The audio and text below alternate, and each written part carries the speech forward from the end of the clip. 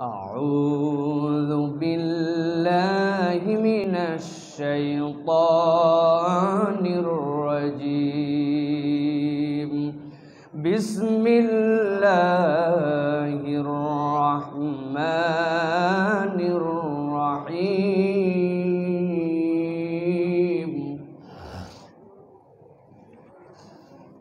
تبارك الذي نزل الفرقان على عبده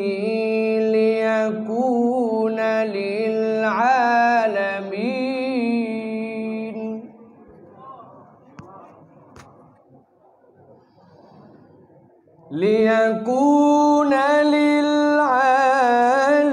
للعالمين نذيرا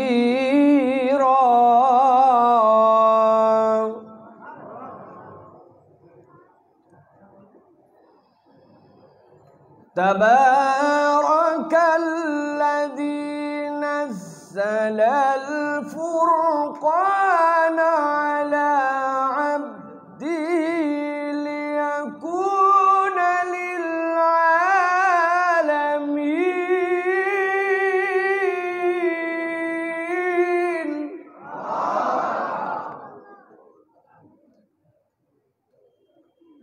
ليكون للعالمين نذيرا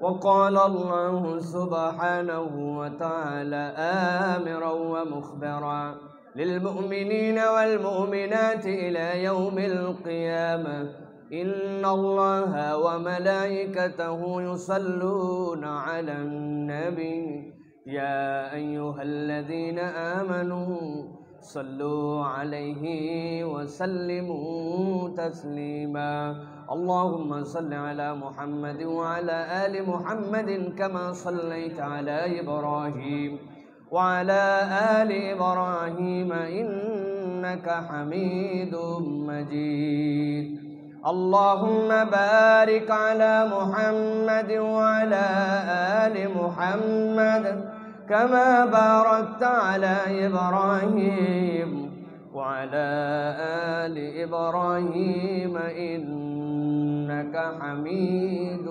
مجيد الحمد لله আল্লাহ রাব্বুল আলামিনের শুকর গুজার হচ্ছি যে আল্লাহ রাব্বুল আলামিন আজকে আমাদেরকে এরকম একটি সুন্দর সন্ধ্যায় আল্লাহ রাব্বুল আলামিন রাজধানীর প্রাণ কেন্দ্রে তাকওয়া মসজিদ এবং এই সোসাইটির উদ্যোগে আজকের এই রাসূলুল্লাহ সাল্লাল্লাহু আলাইহি ওয়াসাল্লামের সিরাতের উপরে যে প্রতিযোগিতার আজকের এই পুরস্কার বিতরণী এবং আলোচনা অনুষ্ঠানে এনে হাজির করেছেন অত্র মসজিদ এবং সোসাইটির সম্মানিত সুযোগ্য সভাপতি, সম্মানিত সেক্রেটারি, এই মসজিদের সম্মানিত সুযোগ্য খতিব, আমাদের বন্ধুবর বড় ভাই এবং বাংলাদেশের অন্যতম একজন আমরা মনে করি মিডিয়ার জগতে ইসলামিক মিডিয়াকে প্রমোট করার ক্ষেত্রে যার অবদান অনস্বীকার্য হাফেজ মুফতি মাওলানা সাইফুল ইসলাম হাফিজাহুল্লাহ, অত্র মসজিদের সুযোগ্য সম্মানিত ইমামবৃন্দ, সম্মানিত স্টাফবৃন্দ, আজকে আমাদের মাঝে উপস্থিত হবেন আমাদের প্রাণপ্রিয় শেখ আহমদুল্লাহ, আপনাদেরকে তেলাওয়াত করে শোনাবেন ইনশাআল্লাহ শেখ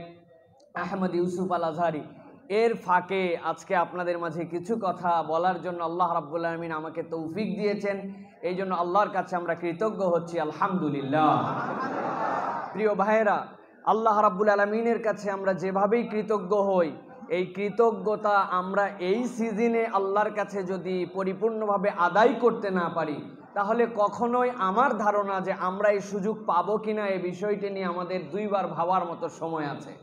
কেননা আপনাদের কাছে বলি, আলোকিত জ্ঞানীর পেজ থেকে, সাইফুল ইসলাম ভাইয়ের বিভিন্ন সাইট থেকে, আমাদের সাইট থেকে একটা বিজ্ঞাপন দেওয়া হয়েছে যে আপনারা আসেন, আজকে তাকওয়া মসজিদে এরকম একটা মাহফিল হবে, সেই মাহফিলে আপনারা যোগদান করবেন। এই আমন্ত্রণ কি আপনারা শুনেছিলেন? যেই সময়ে আমন্ত্রণ আজকে মসজিদুত তাকওয়া ধানমন্ডিতে দেওয়া হচ্ছে, ঠিক একই পৃথিবীতে একই গ্রহে বসবাসরত এরকম দেশ আছে, দেশগুলোতে বারবার মানুষকে বলা হচ্ছে সামাজিক দূরত্ব মেনটেন করে তিনজন মানুষও আপনারা পাশাপাশি একত্রিত হবেন না। ভালোর ভালো কথা শুনলে ভালো, না শুনলে পুলিশের হাতে ইলেকট্রিক হান্টার দেওয়া হয়েছে, ইলেকট্রিক হান্টার গায়ের মধ্যে ঠেকায়া ওদেরকে কাঁপাকাঁপি করায়া ঘরের মধ্যে ঢুকায় দিচ্ছে, একত্র হতে দিচ্ছে না। আর রব্বুল আলামিন ওই সময় তার বিশেষ কৃপায় আপনাকে আমাকে আল্লাহর ঘরে নবী সাল্লাল্লাহু আলাইহি সাল্লামের সিরাত মাহফিলে হাজির করেছেন। এর থেকে বড় অনুগ্রহ বর্তমান পৃথিবীতে আর কিছুই থাকতে পারে না, ঠিক না? এটা আল্লাহ রাব্বুল আলামিনের দয়া। প্রিয় ভাইয়েরা, এই দয়ায় আমাদেরকে আল্লাহর প্রতি কৃতার্থ হতে হবে। আল্লাহ রাব্বুল আলামিনের প্রতি কায়মন বাক্যে আমাদেরকে সবসময় আল্লাহর প্রতি শুকরগুজার হতে হবে।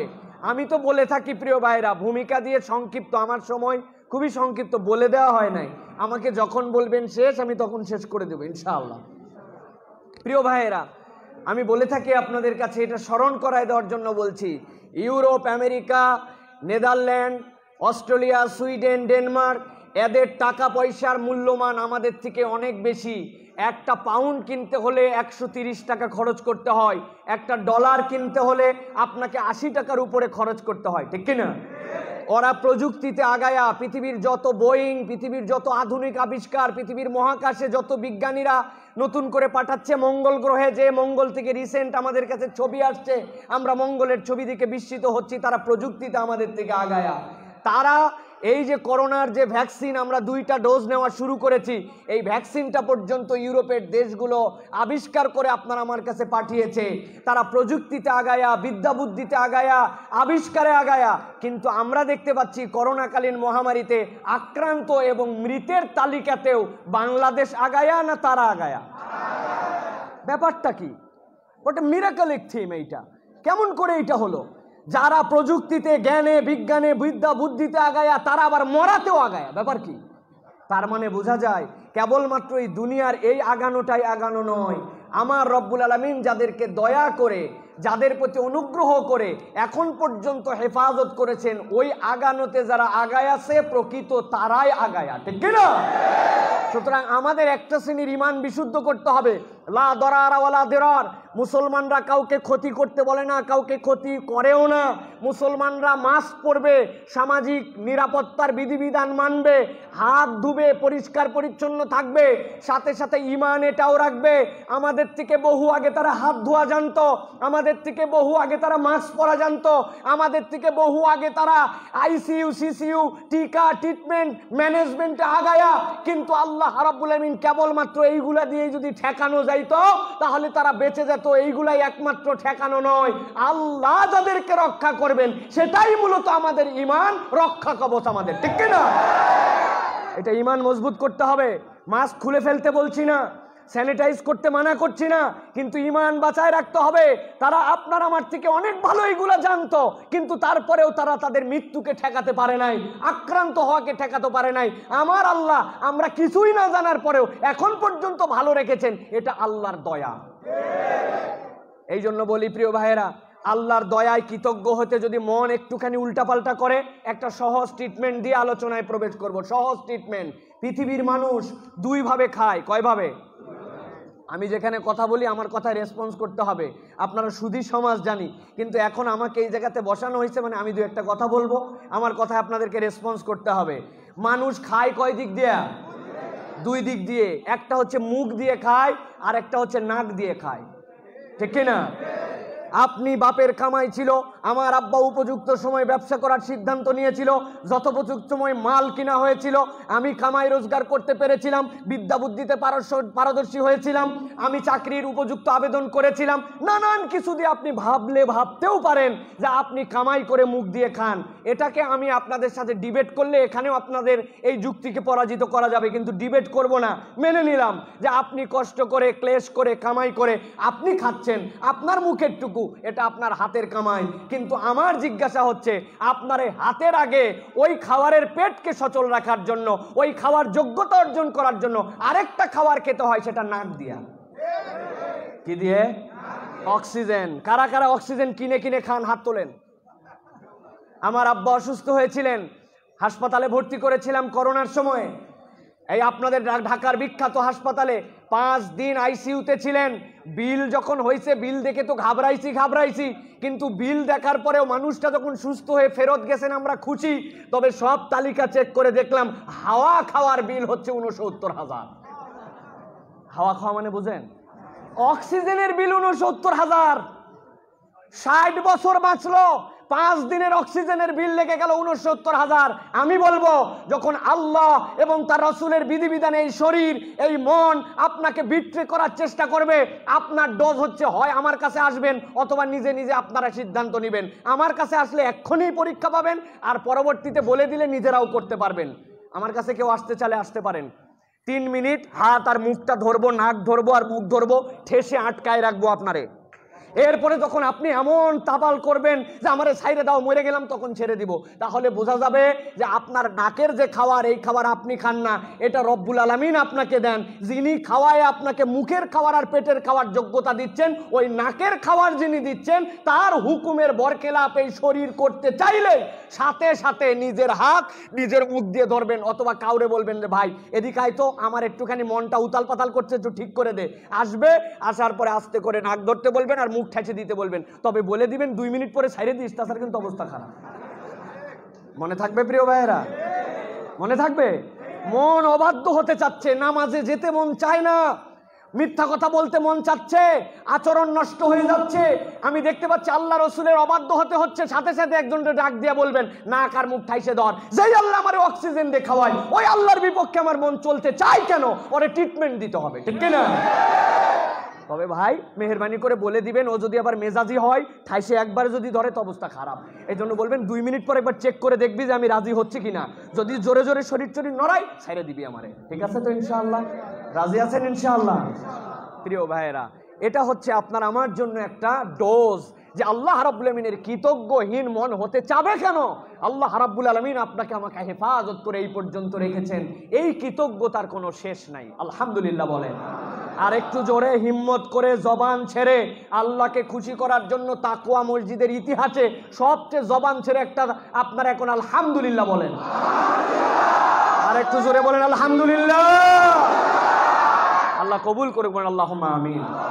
প্রিয় ভাইয়েরা, আমি সংক্ষিপ্ত সময়ে আপনাদের কাছে নির্ধারিত একটা বিষয়ে কিছু কথা বলতে চাই। রাসূলুল্লাহ সাল্লাল্লাহু আলাইহি সাল্লামকে আমরা সবাই ভালোবাসি, ঠিক না?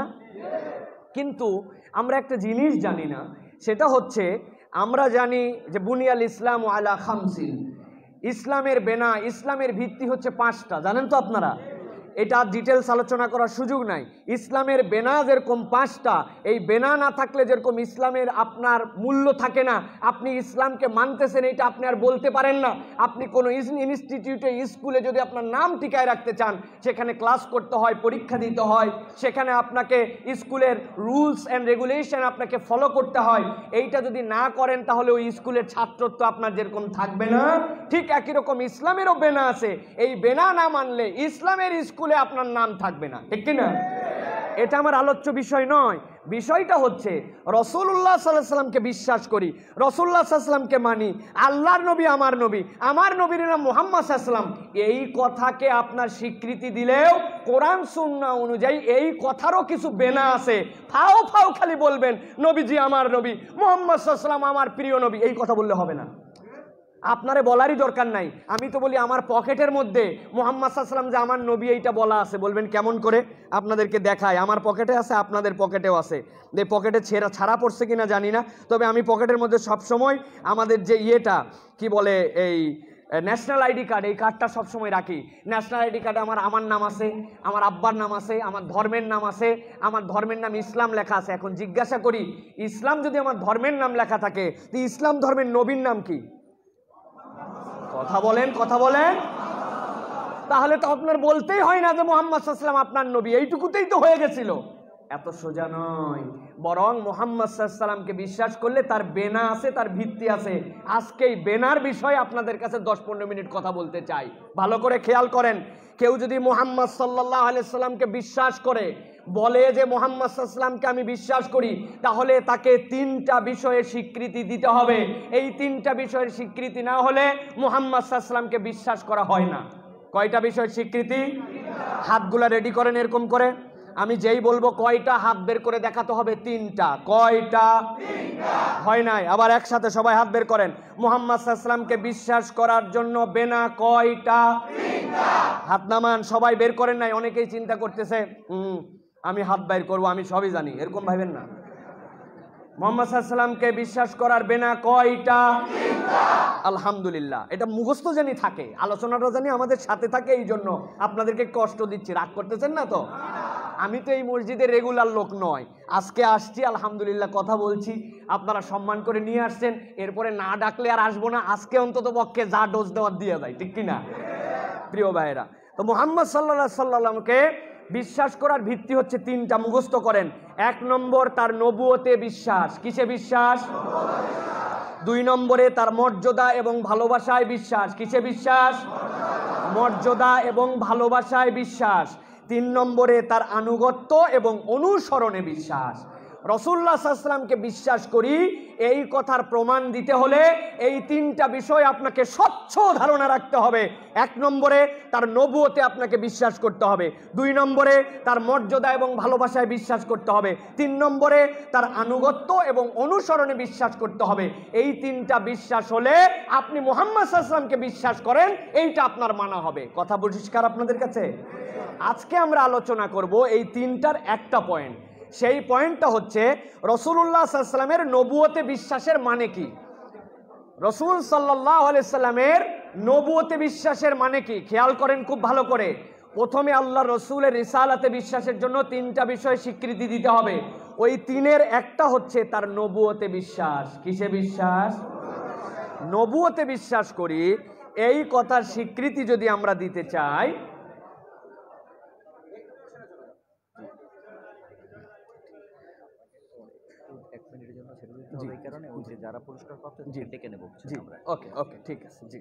ইনশাআল্লাহ। তাহলে নবুয়তে বিশ্বাস, এবার আমরা আলোচনা করব আজকে 3টা পয়েন্টের প্রথম পয়েন্ট। খুব মনোযোগ দিয়ে কথাগুলি শুনে ফেলেন। 1 নম্বরে নবুয়তে বিশ্বাস যদি আমরা স্বীকৃতি দিতে হয়, তাহলে আমাদেরকে 4টা বিষয়ের ঘোষণা পরিষ্কার করতে হবে। আল্লাহ রসুলের নবুয়তে আমি বিশ্বাস করি, স্বীকৃতি দেই, এই ক্ষেত্রে আমাকে 4টা বিষয়ের ঘোষণা পরিষ্কার করতে হবে। কয়টা বিষয়? কয়টা বিষয়? জি, ওকে ওকে, জি জি, ওকে, জি, মাইক দিচ্ছি আপনাকে, আপনাকে মাইক দিচ্ছি। বিসমিল্লাহির রহমানির রহিম। সম্মানিত অতিথিবৃন্দ, আপনাদের মধ্যে যারা আজকে পুরস্কার প্রাপ্ত হয়েছেন, তারা মেহরবানি করে আমাদের এখান থেকে পেছনে চলে আসেন। যারা আজকে পুরস্কার প্রাপ্ত হয়েছেন প্রতিযোগিতায়, আপনারা মেহরবানি করে এখানে চলে আসেন, পেছনে চলে আসেন। আমাদের মসজিদের মাদ্রাসার হাফেজ যারা হয়েছেন তারা সহ যারা পুরস্কার প্রাপ্ত হয়েছেন, আপনারা এখানে চলে আসেন। ঠিক আছে, ওকে, জি, আলহামদুলিল্লাহ। যারা আজকের এই সুন্দর প্রোগ্রামের যারা পুরস্কার প্রাপ্ত, আপনারা, জি, ওকে, আপনাদের যারা পুরস্কার প্রাপ্ত, আপনাদেরকে গ্রিন রুমে পেছনে আসার জন্য অনুরোধ করা হচ্ছে ইনশাল্লাহ। আমাদের প্রোগ্রামটা খুবই শর্ট টাইমের, আমি আপনাদের কাছে খুবই সংক্ষিপ্ত সময় শেষ করব ইনশাল্লাহ। তবে সাইফুল ভাইকে আমি অনুরোধ করব আমাকে একটু জানিয়ে রাখতে যে আমি আর কয় মিনিট সময় পাবো, যাতে আমার যারা শ্রোতা তাদের কাছে একদম হুট করে চলে গেলে তারা অনেক কথা বুঝার গ্যাপ থাকবে। এই জন্য আমাকে টাইম বলে দিলে আমি সেই অনুযায়ী কথা শেষ করে দেবো ইনশাআল্লাহ। তাহলে নবুয়তে বিশ্বাসের ক্ষেত্রে আমাদেরকে 4টা বিষয়ের স্বীকৃতি দিতে হবে। কয়টা বিষয়? 1 নম্বরে রাসূলুল্লাহ সাল্লাল্লাহু আলাইহি সাল্লামের নবুয়ত সার্বজনীন। বলেন কি? রাসূলুল্লাহ সাল্লাল্লাহু আলাইহি সাল্লামের নবুয়ত সার্বজনীন, এটা আপনাকে স্বীকৃতি দিতে হবে। বাদা মুহাম্মাদিন সাল্লাল্লাহু আলাইহি সাল্লাম ইলা ইয়াউমিল কিয়ামা, আল্লাহর নবীর আসার পরের থেকে কিয়ামত পর্যন্ত সকল মানুষ, সকল কাল, সকল যুগ, সকল শ্রেণীর জন্য আপনার আমার নবীর নবুয়ত সার্বজনীন। তার নবুয়তের মধ্যে সকল জাতি গোষ্ঠীর মুক্তির সনদ দেওয়া আছে। এইটা আপনাকে বুঝে না বুঝে স্বীকৃতি দিতে হবে, ঠিক কি না? মাথায় ধরুক না ধরুক সেটা আলাদা বিষয়, কিন্তু আপনাকে স্বীকার করতে হবে আল্লাহর নবীর নবুয়তে বিশ্বাস করি মানে আমার নবীর নবুয়ত সার্বজনীন। এটা 1 নম্বর। 2 নম্বরে আপনাকে স্বীকার করতে হবে আল্লাহ রসুলের মাধ্যমে নবুয়তের সমাপ্তি হয়েছে, আমার নবীর পরে আর কোন নবী আসবে জোরে বলেন আসবে। কেউ যদি আমাদের কাছে বুঝায় আহমদিয়া সুন্নিয়া জামাত নামে একটা দল আছে, ওই দলেরা বলতেছে নবী আমরাও আল্লাহর নবীকে স্বীকার করি, তবে উনার প্রতিও কিছু নবুয়ত আসছে, তাহলে এই ব্যক্তি কি মুসলমান না কাফের? আমরা দ্ব্যর্থহীন কণ্ঠে জানাতে চাই, বাংলাদেশে খ্রিস্টান থাকবে, নাসারা থাকবে, ইহুদি থাকবে, সকল জাতি গোষ্ঠী উপজাতি সবাই সহ অবস্থানে বাংলাদেশে সুন্দরভাবে থাকবে, কিন্তু প্রত্যেকের পরিচয় পরিষ্কার করে থাকতে হবে। আমার নবীকে কেউ যদি স্বীকার না করে, আমার নবীর রিসালাতের শেষের স্বীকৃতি যদি কেউ না দেয়, খাতামুন নবীনের স্বীকৃতি যদি না দেয়, বাংলাদেশে থাকবে, বাংলাদেশে খাবে, বাংলাদেশের রাষ্ট্রীয় সকল সুযোগ সুবিধা গ্রহণ করবে, কোনো আপত্তি নাই, কিন্তু যদি স্বীকার না করো কাফের পরিচয় নিয়ে থাকতে হবে, মুসলমান পরিচয় নিয়ে বাংলাদেশে থাকতে পারবে না। এটাই শেষ কথা, এটাই শেষ কথা, এটা ঈমানের কথা। এটা প্রধানমন্ত্রী যদি মুসলমান দাবি করেন, রাষ্ট্রপতি যদি মুসলমান দাবি করেন, আপনি যদি মুসলমান দাবি করেন, এটাই আমাদের দাবি। তারা থাকবে দেশে, কেউ তাদেরকে ডিস্টার্ব করবে না, কিন্তু আমার নবীর পরে নবী আছে, শেষ নবীকে স্বীকার যদি না করে, তাহলে তাদেরকে কাফের মুশরিকের পরিচয় নিয়ে থাকতে হবে। এটা 2 নম্বর স্বীকৃতির ঘোষণা। ভালো করে মগজ একদম পরিষ্কার করে নেবেন, এখানে কোনো আবেগের জায়গা নাই, কোনো আবেগের জায়গা নেই এই জায়গাতে। এটা হচ্ছে বিশ্বাসের জায়গা। আল্লাহর নবীকে আমি নবী মানি, থাকুক না ওরা আছে, ওদের সাথে ঝামেলা করার দরকার কি? আমরাও মুসলমান, ওরাও মুসলমান, এই কথা বলছেন তো আপনার ঈমান চলে যাবে, ঠিক না? এটা ঠাট্টা মশকরার বিষয় নয় প্রিয় ভাইয়েরা। 3 নম্বরে আপনাকে কি স্বীকৃতি দিতে হবে? রাসূলুল্লাহ সাল্লাল্লাহু আলাইহি সাল্লাম নবুয়তের দায়িত্ব পরিপূর্ণভাবে আদায় করেছেন। বুঝছেন? আজারাই ঠিক বলেন না, বিপদের বাজার আছে এর মধ্যে। রাসূলুল্লাহ সাল্লাল্লাহু আলাইহি সাল্লাম নবুয়তের দায়িত্ব পরিপূর্ণভাবে আদায় করেছেন। বুঝেছেন? বুঝেন নাই? আমরা শরীয়ত মেনেই বিবাহ করেছি, আমরা করেছি, হ্যাঁ, যা বুঝার বুঝে নেন। উনাদের ধারণা শরীয়তটা হচ্ছে অমুক ছেলে এত টাকা দেন মোহরে, তার বাপ অমুক, তার নানা অমুক, দাদা অমুক, অমুক মেয়েকে বিবাহ করার জন্য প্রস্তাব দিতেছে, আপনি কি কবুল বলেন? উনি খানিকক্ষণ তারপরে বলছে কবুল, আর তারপরে আবার রিপ্লাই আসছে যে আপনি কি তাকে আপনার স্ত্রী হিসাবে গ্রহণ করেন? উনিও তো ডাইরেক্ট বলে দিছে কবুল। মনে করছে এইটুকুই কেবলমাত্র শরীয়ত, এটার নামই শরীয়ত। স্পষ্ট কণ্ঠে বলে দিতে চাই, এটার নামই কেবল শরীয়ত নয়। বিয়ের আগের অনুষ্ঠান, অলিমার অনুষ্ঠান, বিয়ের মেহেদির অনুষ্ঠান, হলুদের অনুষ্ঠান, গান বাজনার অনুষ্ঠান, সিনেমাগ্রাফি নাম দিছে, দিয়ে তার অনুষ্ঠান, হারাম যেগুলো কারবার আছে, যেইগুলা ডিস্কো ড্যান্স পার্টি, যেইগুলা ওয়েডিং সিনেমনির নাম দেওয়া হচ্ছে, এইগুলা একটাও যদি আমার নবী না বলে যান, ইসলামে না থাকে, এইগুলা একটা পালন করাও আপনার জন্য শরীয়ত পালন করা নয়, ঠিক কিনা? কি স্বীকৃতি দিচ্ছেন আপনি? আপনি তার মানে বুঝাচ্ছেন ইজাব কবুলের ওইটুকু নবীজি বুঝছিলেন, ওইটুকু দিয়ে গেছেন। নবীজি বুঝলোই না যে একটা মেহেদি করা লাগে, নবীজি বুঝলোই না একটা হলুদ করা লাগে, নবীজি এন্ট্রি দেওয়া লাগে, এরকম করে বুঝলোই না। আগে ড্রেস বাগায় গান করা লাগে, আনন্দ ফুর্তি করা লাগে। ইসলাম 1450 বছর আগে ছিল, তো তখন নবীজি এত বুঝেন নাই। ঈমান থাকবে। আপনি যে বলতেছেন লা ইলাহা ইল্লাল্লাহ মুহাম্মাদুর রাসূলুল্লাহ, আপনার কোথায় রাসূল বানা হয়েছে? আপনি তো বুঝেনই নাই যে রাসূল বানাই হয় নাই। আমার নবীর নবুয়তের স্বীকৃতি দিলে আপনাকে বলতে হবে আমার নবী নবুয়তের সকল বিধি বিধান পরিপূর্ণভাবে আদায় করে গেছেন, তার মধ্যে কোনো অপূর্ণতা নাই। আপনি নতুন কিছু ঢুকালে আপনি বুঝছেন অপূর্ণতা ছিল, নবী মানা হয়েছে। রাগ করতেছেন? রাগ করলে আমার কিচ্ছু করার নাই। নবীজি আল্লাহ রসুলের রাগ করা লাগবে, আমারে রাগ করে কি করবেন আপনি? 3 নম্বর স্বীকৃতি এটা। 4 নম্বর, নবুয়তের সকল শিক্ষা সন্দেহাতীতভাবে নির্ভুল। কি স্বীকৃতি দিতে হবে? আল্লাহর নবীর নবুয়তের সকল শিক্ষা সন্দেহাতীতভাবে নির্ভুল। আমার মাথায় ধরে কি ধরে না, আমার বুদ্ধিতে কাজ করে কি করে না, আমার সমাজে বাস্তবায়িত আছে কি নাই, আমি সেই পরিবেশ পরিস্থিতিতে যেতে পারছি কি পারছি না, এটা আপনার পার্সোনাল, আপনার দেশের, আপনার সমকালীন বাস্তবতা। কিন্তু আপনাকে স্বীকৃতি দিতে হবে মুহাম্মদ সাল্লাল্লাহু আলাইহি ওয়াসাল্লামকে মানি, তার মানে আমার নবীর নবুয়তের সকল শিক্ষা নির্ভুল, কিয়ামত পর্যন্ত ওই শিক্ষার মাধ্যমেই প্রকৃত সমাজ, রাষ্ট্র, দেশ, ব্যক্তির মুক্তি সম্ভব। এই স্বীকৃতির নাম নবী মানা। আমি পারছি না, আমার দেশে নাই, এটা আমার পার্সোনাল ব্যর্থতা, আমার বুঝে ধরে না, এটা আমার জ্ঞানের স্বল্পতা, আমার দেশে নাই, এটা আইনি অযোগ্যতা, কিন্তু আমার নবী যেটা দিয়ে গেছেন ওইটাই ঠিক, ওইটা দিয়ে সমাজ রাষ্ট্রের সর্বোচ্চ মুক্তি সম্ভব। এর নাম হচ্ছে রসুলের রিসালাতে বিশ্বাস, ঠিক না? এখন নিজেরা মিলায় দেখেন, এখন নিজেরা মিলান, রসুল কি লা ইলাহা ইল্লাল্লাহ মুহাম্মদুর রাসূলুল্লাহ বলা, নাকি আমাদের এইগুলার ক্ষেত্রে স্বীকৃতিতে গ্যাপ আছে? যে এই 4টা পয়েন্ট বললাম, এই 4টা পয়েন্ট আমার বলা নয়, আমার আল্লাহ রাব্বুল আমিন কোরআনুল কারীমের মধ্যে এই 4টা পয়েন্টকে এবার ব্যাখ্যা করেছেন।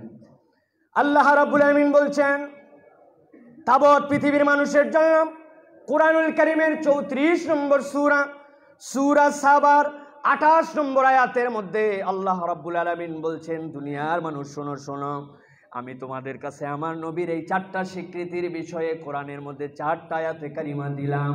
এই 4টা আয়াতে কারিমা নিয়ে তোমরা বুঝে নাও নবী কেমনে মানতে হয়, নবীরে কেন মানতে হবে, এই 4টা বিষয়ের স্বীকৃতি তোমরা কেমন দিবে।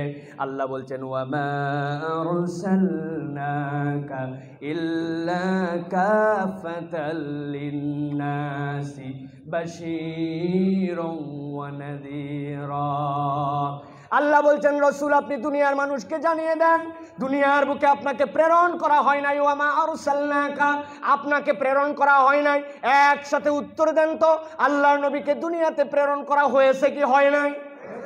আল্লাহ বললেন ওয়ামা আরসালনাকা, আপনাকে প্রেরণ করা হয় নাই। তারপরে আল্লাহ বলছেন ইল্লা দ্বারা ইস্তেসনা করে, তবে হ্যাঁ রসুল আপনাকে প্রেরণ করা হয়েছে। কিভাবে প্রেরণ করা হয়েছে? কাফাতাল লিন্নাসি বাশীরাও ওয়া নাযীরা, পৃথিবীর যত মানুষ আসবে, যাদেরকে মানুষ বলা হবে, সব মানুষের জন্য আল্লাহ রাব্বুল আলামিন আপনাকে রসুল করার যোগ্য করে, সার্বজনীন করে আপনাকে প্রেরণ করেছেন। সুবহানাল্লাহ। এরপরে রসুলের 2টা ঘোষণা দিচ্ছেন আল্লাহ। আল্লাহ বলছেন আপনি দুনিয়ার মানুষের কাছে যে জানান আপনার পরিচয়, বাশীরাও ওয়া নাযীরা।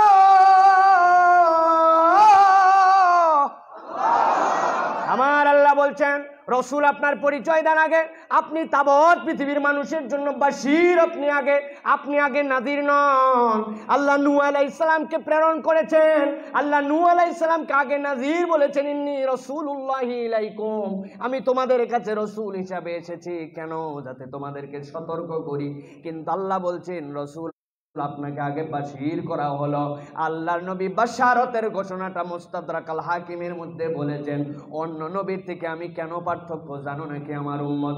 আল্লাহ নবী বলছেন মা মিন আবদিন ইয়াশহাদু আল্লা ইলাহা ইল্লাল্লাহ ওয়া আন্না মুহাম্মাদান আবদুহু ওয়া রাসূলুহু ইল্লা হারামাহুল্লাহুন নার। ও দুনিয়ার মানুষ শোনো শোনো, তোমার হাজার অপরাধ থাক, হাজার ভুল থাক, হাজার জীবনে তোমার সমস্যা থাক না কেন, 2টা বিষয়ের ঈমান যদি তুমি পরিষ্কার করে কবরে আসতে পারো, আশহাদু আল্লা ইলাহা ইল্লাল্লাহ বুঝে সুঝে যদি এইটার স্বীকৃতি তুমি মজবুত করো, ওয়া আন্না মুহাম্মাদান আবদুহু ওয়া রাসূলুহু আল্লাহর নবীর স্বীকৃতি বুঝে যদি আসো, আমি রসুল তোমাদের জন্য বললাম ইল্লা হারামাহুল্লাহুন নার, আমি রসুল তোমাকে বলছি এই 2টার স্বীকৃতি দিয়ে বুঝে আসলে তোমার ভুলের কারণে পানিশমেন্ট হতে পারে, আমার আল্লাহ রাব্বুল আমিন তোমাকে শাস্তি দিতে পারেন, কিন্তু আমি রসুল গ্যারান্টার হলাম এই 2টা ভিত্তির কারণে চিরস্থায়ীভাবে জাহান্নামে থাকা আল্লাহ রাব্বুল আমিন আমার উম্মতের জন্য হারাম করেছে। আল্লাহ রাব্বুল আমিনের নবীকে বলা হচ্ছে এরপরে আপনি জানান দুনিয়ার মানুষের কাছে, আপনি যে দুনিয়ার মানুষের জন্য নবুয়ত আপনার সমাপ্ত হলো, আপনার রিসালাতের স্বীকৃতিটা তারা কেমন করে দিবে দুনিয়ার মানুষকে বলেন। আয়াতে কারিমা আসলো কুল ইয়া আইয়ুহান নাসু ইন্নী রাসূলুল্লাহ,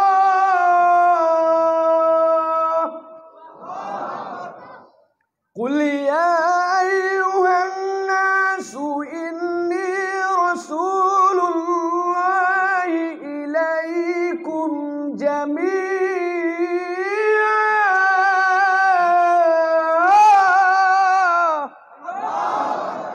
রসুল আপনি জানায় দেন দুনিয়াতে যত মানুষ আসবে সেই মানুষ কেবল মুসলমান নয়, সেই মানুষ কেবল মুসলমানের ঘরের সন্তান হিসাবে মানুষ নয়, সেই মানুষটা যেই জনপদে আসুক, যেই সম্প্রদায়ের মধ্যে আসুক আর যেখানে আসুক, আমি রসুলের জীবনের মধ্যে এমনভাবে আদর্শকে ঢুকায় দিছি, পৃথিবীর যত মানুষ যদি তার আদর্শটা খুঁজতে চায়, মুহাম্মদ সাল্লাল্লাহু আলাইহি ওয়াসাল্লাম তার জন্য যথেষ্ট হবে।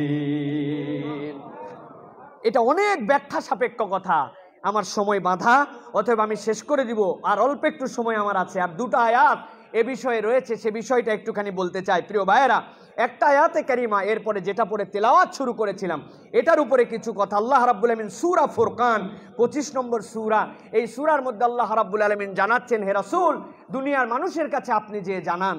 কত বাজে ভাই? কত বাজে? 30 আর 5 মিনিট আছে, 35। জি, আল্লাহ রাব্বুল আমিন বলছেন, খেয়াল করেন, 5 মিনিটে আয়াতে কারিমাটা আমরা একটু অন্তরের মধ্যে ধারণ করার চেষ্টা করি।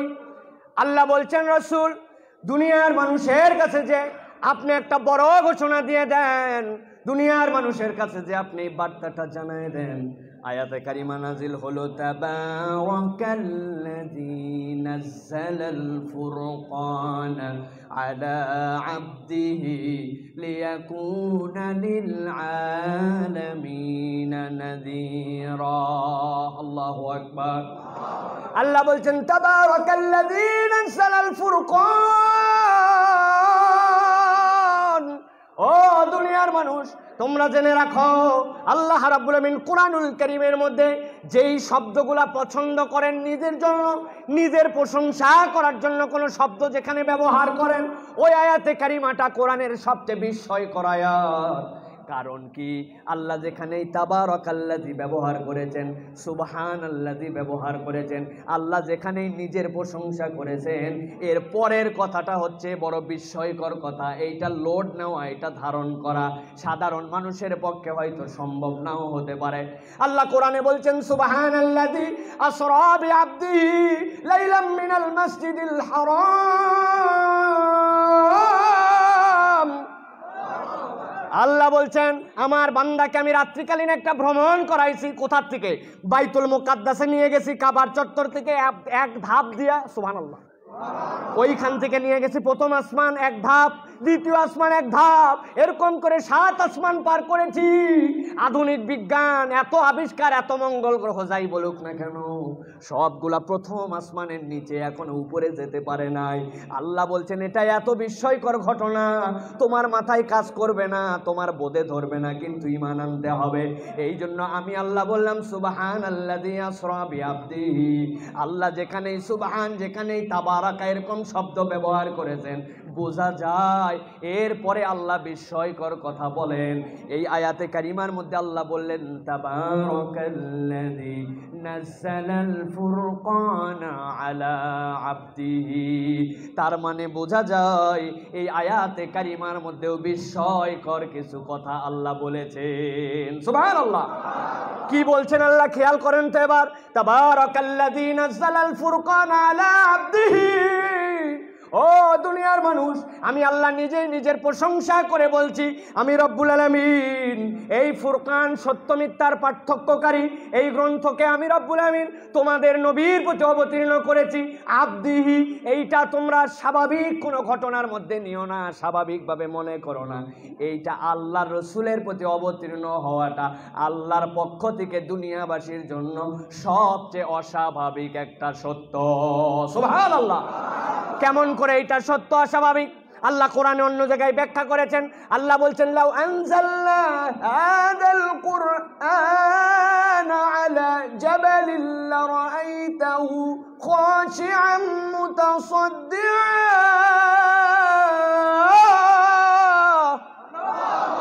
আমার আল্লাহ বলছেন, ও দুনিয়ার মানুষ, ওই যে হিমালয়ের পাহাড় দেখতে পাও, কত উঁচু উঁচু পাহাড় দেখতে পাও, ওই পাহাড়ের প্রতি যদি কোরআন অবতীর্ণ করতাম, কোরআনের লোড নিতে পারতো না, থরথর করে কাঁপতো।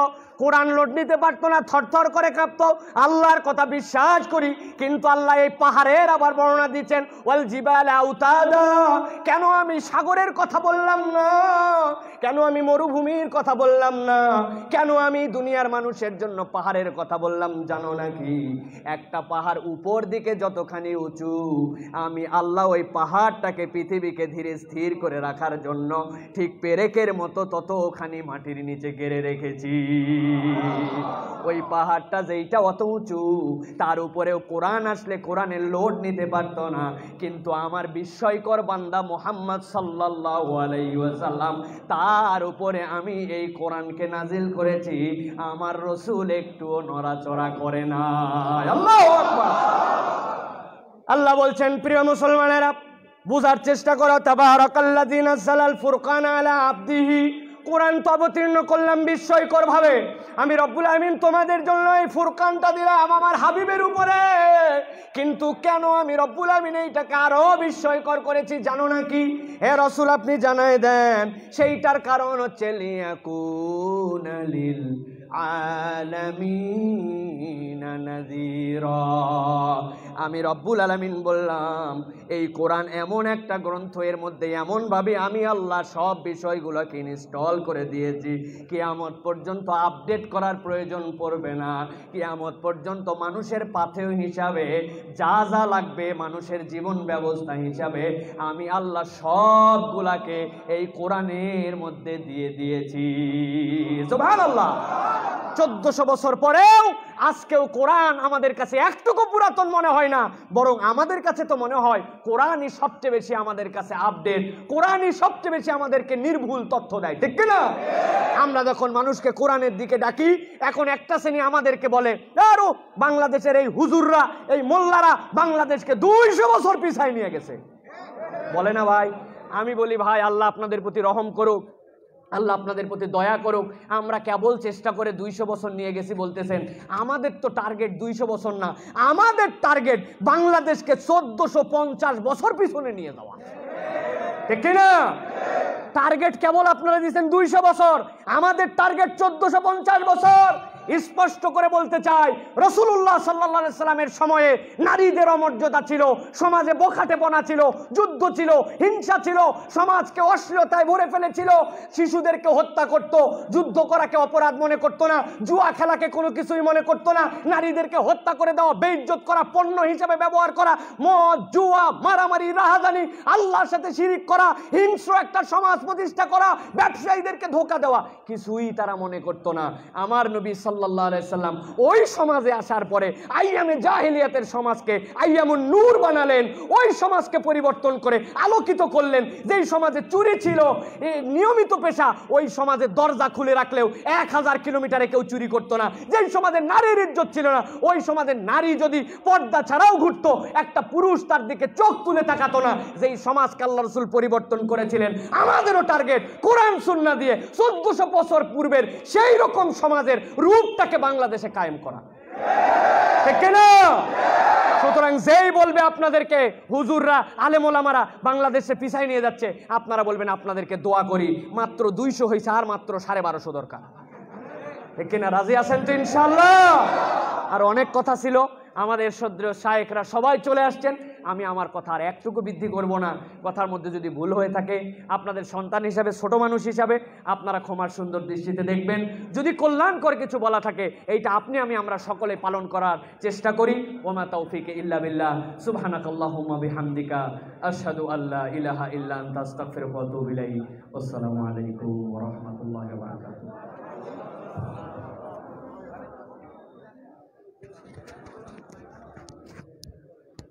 আলহামদুলিল্লাহ।